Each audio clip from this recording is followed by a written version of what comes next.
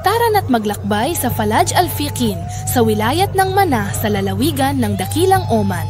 Ang Falaj Al-Fiqin ay isa sa pinakamalaking falaj sa wilayat ng Manah na nagbibigay ng tubig sa malawak na mga taniman ng lalawigan.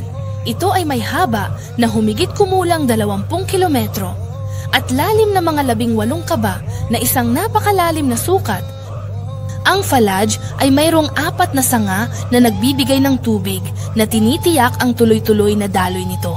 Ang pinagkukunan ng tubig ng falaj ay dahil sa pagkakalagay nito sa isang malaking aquifer sa ilalim ng sedimentary plateau ng Green Mountain, na itinuturing na isa sa pinakamalaking aquifers sa Sultanate ng Oman.